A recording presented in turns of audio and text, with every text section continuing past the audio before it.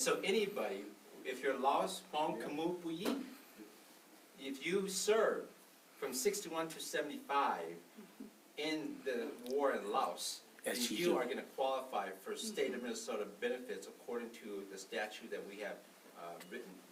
And that includes not only Hmong, includes Laos, Hmong, Khmu, Mien, anybody who served in Laos.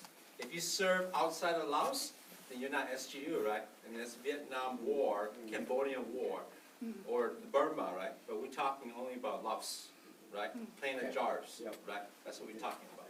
Thank you. Thank you. Yep. Thank you. ตอนนี้ก็จะอยู่ข้างบนจะเป็นนี่เดี๋ยวจะเข้ามาแล้วก็เดี๋ยวสี่press conference อย่างนี้อย่างไว้แล้วก็จะเข้าสู่ conference The gentleman sitting in front from there, rather than Hmong, and Ethan was speaking in Hmong. Yeah. Okay. Those are the low actually we have some of the battalions and some of the that actually came to help the moment like the Wow. Anyway, introduce yourself again. Go ahead. Mr. Park, we are state representative. Go please, representing with St. Paul, no? Oh, so I'm State Representative Khalid Vangher, and I represent a district in St. Paul. My name is Jay Shom,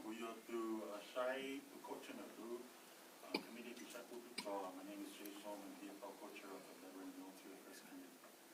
We are Food League. We are to chair the House Capital Investment Committee. For the building. State Representative Food League for North Minneapolis. To chair a Gua Chan Dai to chair the two a 1 year the police and to not. And all of the other Liz. voters, right? Yeah. Hi, good afternoon, everyone. I'm Representative Leslie. I represent the east side of St. Paul. Nhớ cú ya itu representative the bây giờ những người tàu kia on đây cú thế trong ophan này có như tàu phá cú là sẽ cái bây giờ east side St. Paul cú ya từ từ mong từ I guess nênตัวAsiaตัวsẽ cái bên không east side đi vì thế on đây là cái bên mua chấm cả sức Oh yeah, I said that a little bit earlier. I'm Representative Leslie, and I represent the east side of St. Paul, which has one of the biggest concentrations of Asian Americans in Minnesota, and particularly Hmong and Karen folks. Hi, I'm Samantha Sensamura. I'm a state representative from District 63A, which is South Minneapolis. Yeah, this is the type of Nippon representative, not the state of Minnesota, no? Giờ nó cái bây giờ lúc cái caucus cái bây giờ nó ACI nó bị cái đó cái bây một cầu lần nè, chỉ nó nói cáiตัวcái house rep cái bây offload cầu lần vậy. And cái nói là bây giờ nó bị cả cho bây giờ hồi nè. Introduce yourself, representatives. Go ahead. Hi, everyone. I'm Representative Sandra Feist, and I'm on the Veterans Committee, and it's an honor to be here with you today, and I thank you all so much for your service. Thank you. I'm State Representative Carrie Ray Brower. I'm also on the Veterans Committee. It was an honor to be on the committee during your hearing, and I'm just so thankful for your service. Representative Josiah Hill from Stillwater, honored to be with you today. Also want to thank you for your service, and so proud that you will be receiving the due recognition.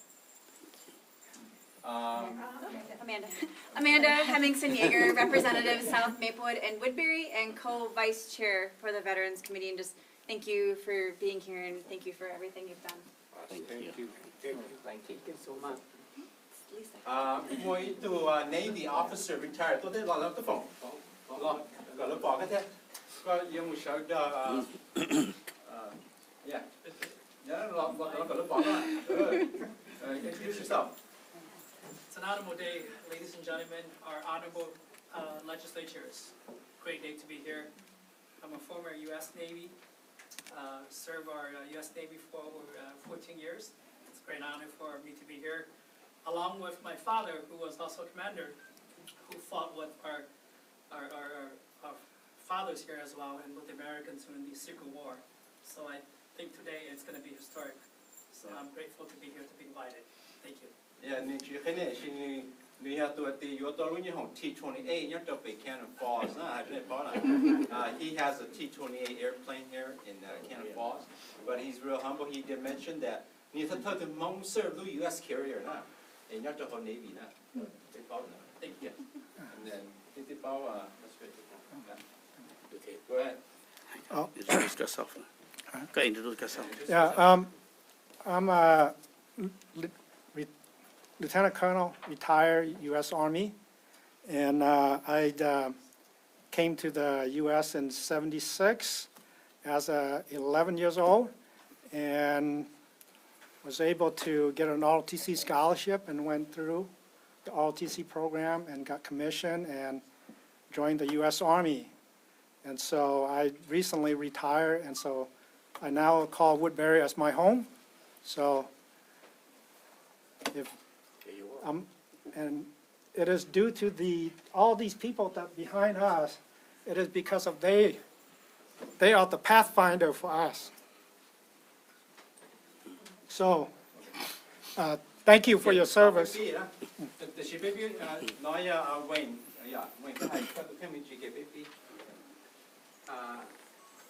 My name is Wang Tao. I live in St. Paul, Minnesota. Since 1999, I came to the U.S. in 1976. Background in engineering, but currently I'm the chair of the Hmong American, the Hmong Committee of 100, a non-profit organization. Thank you.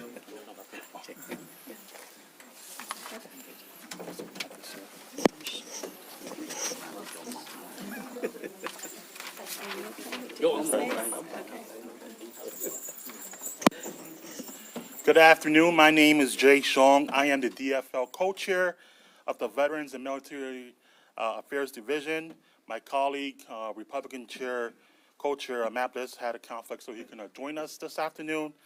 That said, today marks a historic moment for Minnesota, especially for our Special Guerrilla Unit veterans. As part of the Veterans and Military Affairs Finance and Policy Budget Bill, we are proud to include a provision that officially recognizes the service of Special Guerrilla Units who fought alongside U.S. forces during the secret war in Laos.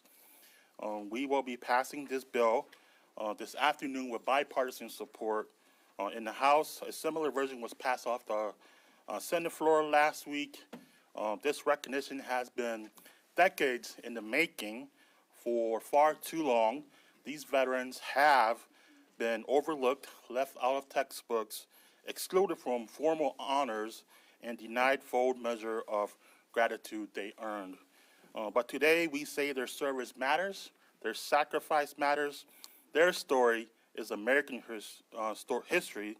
This provision is personal to me as the son and grandson of Hmong refugee soldiers. I know the cost of war and the cost of being erased from its narrative. And so recognizing the SGUs isn't just symbolic, it's a long overdue act of respect and a critical step toward equitable veteran support. To every SGU veteran and their family, this moment is for you. Minnesota sees you, Minnesota honors you, and Minnesota stands with you together across party lines. And next is we will have the Minnesota Asian Pacific Caucus Chair, Representative Ethan Cha, to speak.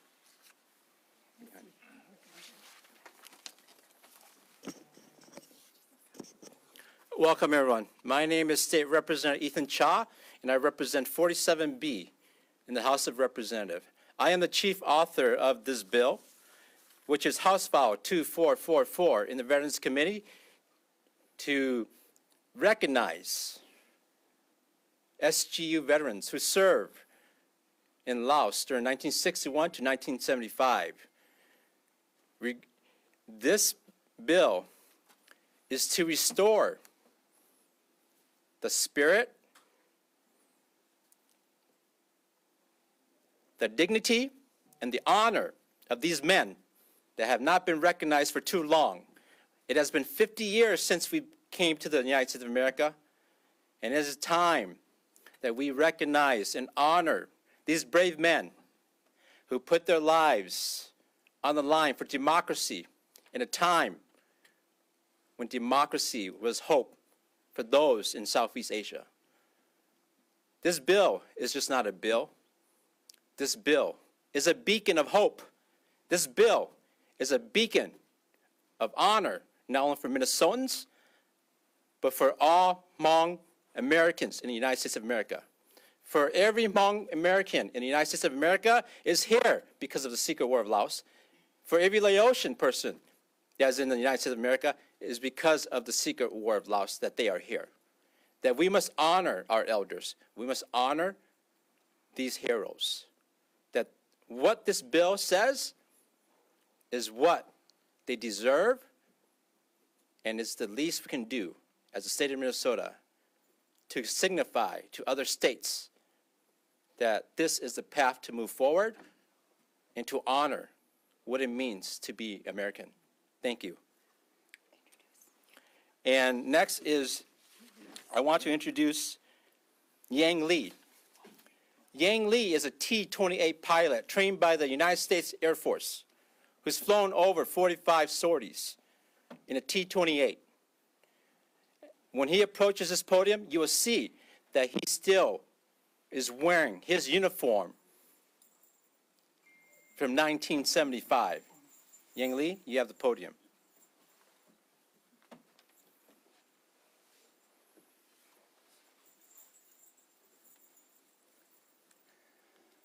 Good afternoon, my comrade and all my friends. It's good to be here for today. My name is Ya Li. I'm one of the Hmong 37 pilots. And right now, we have 10 of us left in the United States, 2 living here in Minnesota. I'm so happy to be here. I think it's time for the House and the Senate. They recognize that Hmong not just carry the scar of war, but the burden of being forgotten. It's time that you come across this line, the final line. If it doesn't pass this time, I think it's going to be very rough for many of us, because I think a lot of you are older than me. A few of you younger than me. I'm 72. So I think it's gonna come, that bill going to come around again. It's going to be very difficult. Good to be here and good to speak to all of you. And next is we will have Dr. Li Baoxiong from the Center for Hmong Studies at Concordia University.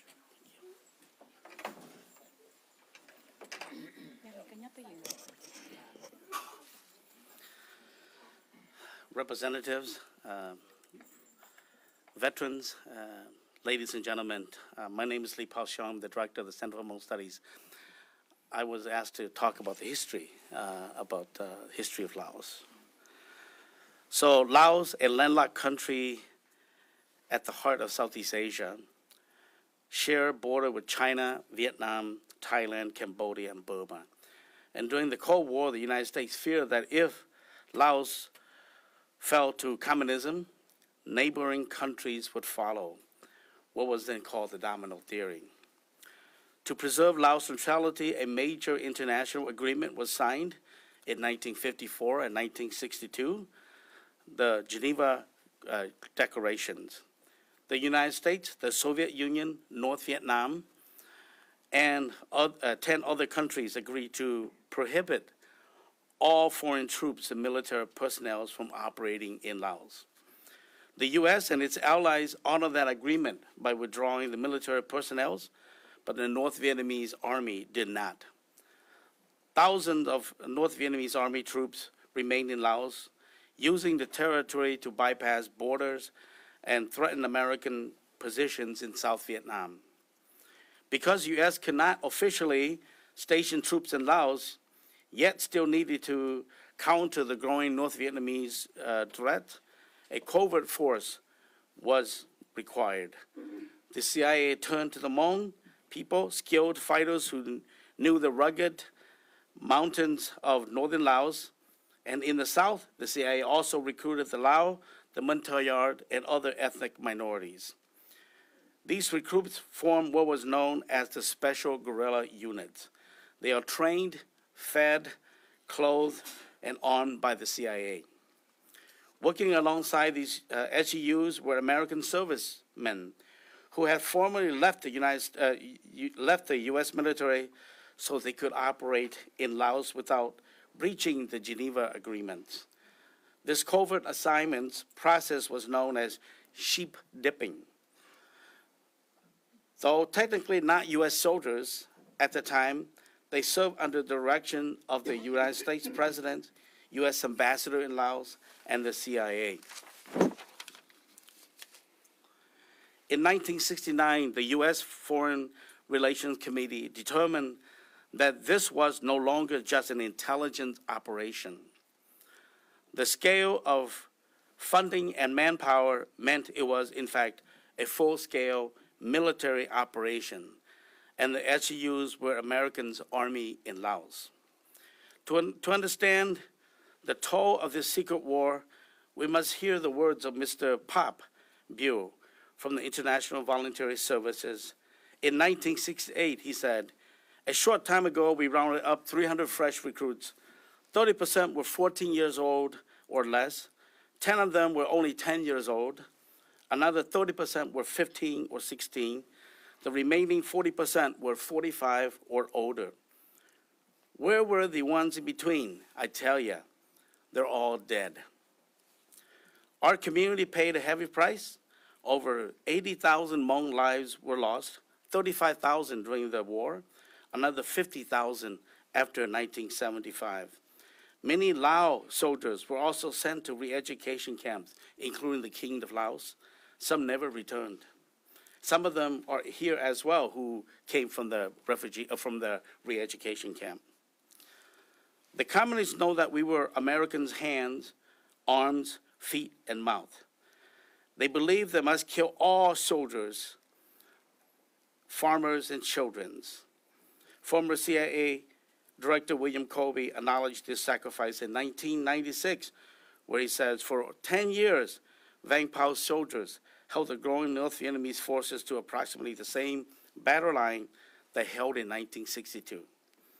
The 70,000 North Vietnamese engaged in Laos were not available to fight Americans in South Vietnam. And as former director Richard Helm put it, every NVA soldier in Laos was one less enemy in South Vietnam. Our story is one of courage, loss, and loyalty. It is time the world heard it, not as a footnote in history, but as a chapter that shapes the outcome of a global conflict. The passage of this bill will ensure that our Hmong and Lao veterans will not be forgotten.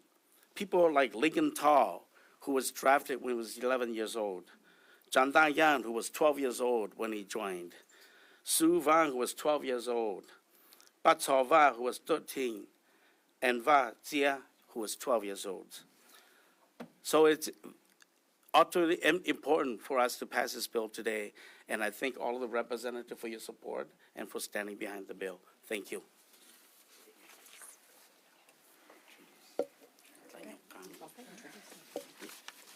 And next we have Lieutenant Colonel Tian Yang, and another claim to fame with him is he was my classmate at the University of Minnesota. He went on doing better things. So, Colonel Tian. Good afternoon. I'm represent the children of the SGU.